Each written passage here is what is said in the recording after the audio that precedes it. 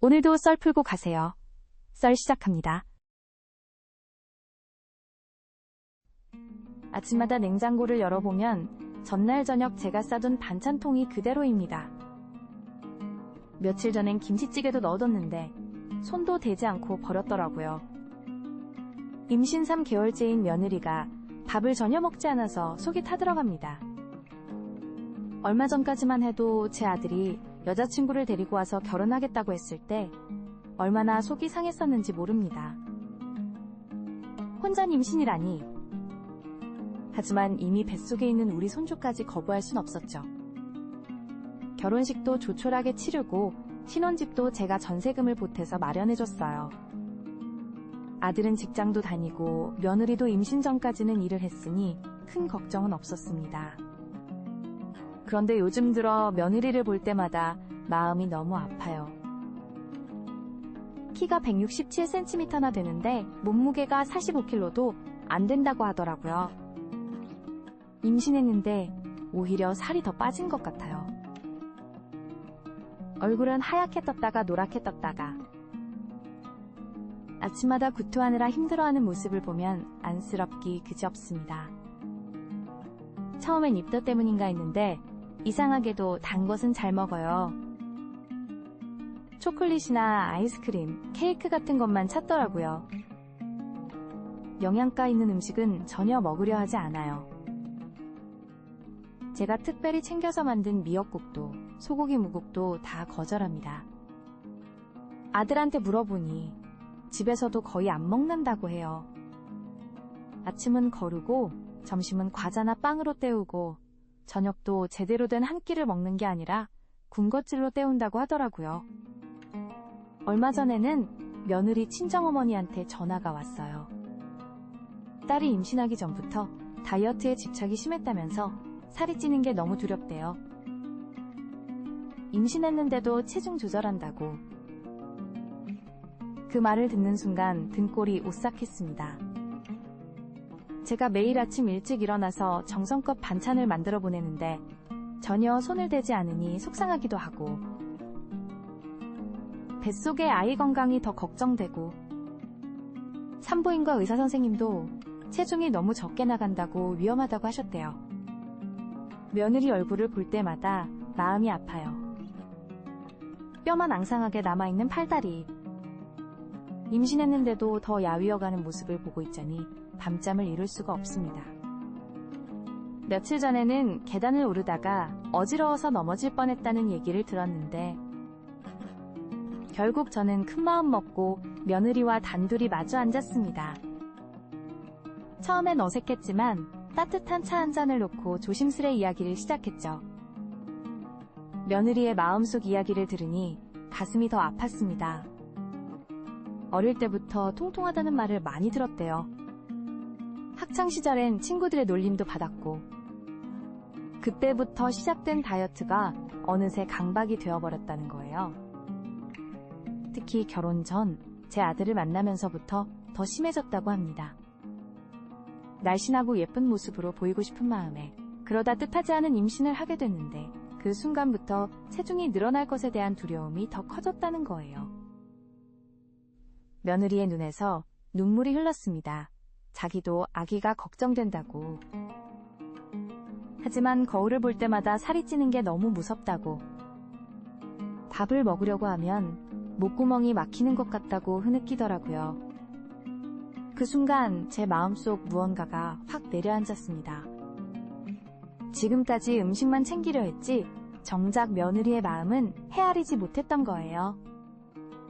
임신으로 인한 체형 변화가 얼마나 두려웠을까. 거기에 시댁의 눈치까지 보면서 얼마나 힘들었을까. 저는 며느리의 손을 꼭 잡았습니다. 그리고 말했죠. 살이 찌는 게 두렵다는 마음 이해한다고. 하지만 지금은 혼자만의 몸이 아니라고. 뱃속의 아이를 위해서라도 조금씩 먹어보자고. 그날 이후로 저는 전략을 바꿨습니다. 큼직한 반찬 대신 작은 용기에 소량씩 담아서 보내기 시작했어요. 칼로리가 적은 채소 위주로 며느리가 좋아하는 방식으로 조리했죠. 하지만 상황은 나아지지 않았어요. 오히려 며느리는 더 예민해졌고 제가 보내는 음식을 보면 스트레스를 받는다며 아들이 따로 찾아와 말하더라고요.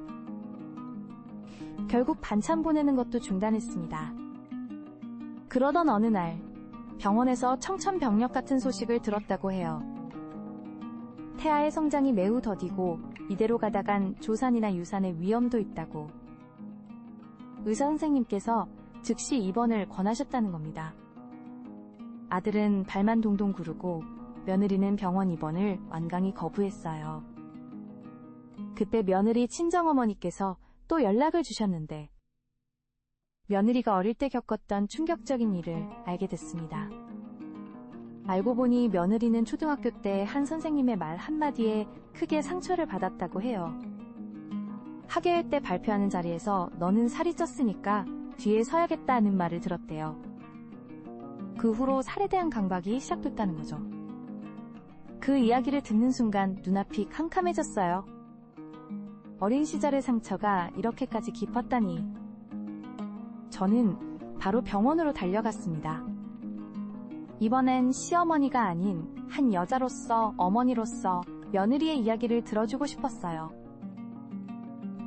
병원 침대에 누워있는 며느리의 모습이 너무나 작아 보였습니다. 저는 조용히 며느리 곁에 앉아 제 이야기를 시작했어요. 저도 젊었을 때 늘 살 때문에 고민했다고. 지금도 거울을 볼 때면 불만족스러운 부분이 많다고. 그러면서 제가 아이를 가졌을 때의 이야기를 들려줬어요. 처음엔 저도 두려웠다고. 하지만 뱃속 아이의 건강한 성장을 위해 하나씩 극복해 나갔던 과정들을, 그리고 아이를 낳고 나서 느꼈던 형언할 수 없는 행복감을 며느리의 눈에서 다시 눈물이 흘렀어요. 이번엔 제가 먼저 며느리를 꼭 안아줬습니다. 우리 며느리 참 예쁘고 소중한 사람이에요. 살이 좀 불어나도 그건 우리 아기를 위한 거니까. 엄마가 되어가는 과정이 얼마나 아름다운지 알아요? 그날 이후로 며느리가 조금씩 변하기 시작했어요. 병원에서 제공하는 산모식을 조금씩 먹기 시작했고 영양제도 잘 챙겨 먹더라고요. 한 달 뒤에는 체중이 2kg 늘었다며 수줍게 웃는 모습을 보였어요. 지금은 퇴원해서 집에서 안정을 취하고 있어요. 이제는 제가 반찬을 싸주면 조금씩이라도 먹어보려 노력한다고 하네요. 특히 아기에게 좋다는 음식들은 더 신경 써서 챙겨 먹는 모습을 보면 가슴이 뭉클해져요. 얼마 전에는 며느리가 먼저 저에게 전화를 걸어왔어요. 어머니, 오늘은 미역국 한 그릇을 다 먹었어요. 그리고 처음으로 아기가 움직이는 걸 느꼈어요. 그 떨리는 목소리에서 진심 어린 기쁨이 느껴졌습니다. 이제는 압니다. 음식을 강요하는 게 아니라 마음을 이해하고 기다려주는 게 더 중요하다는 걸. 며느리의 상처를 치유하는 데는 시간이 필요하겠지만 이제는 함께 이겨낼 수 있을 것 같아요. 여러분은 어떠셨나요? 비슷한 사연이 있다면 댓글로 함께 나눠주세요.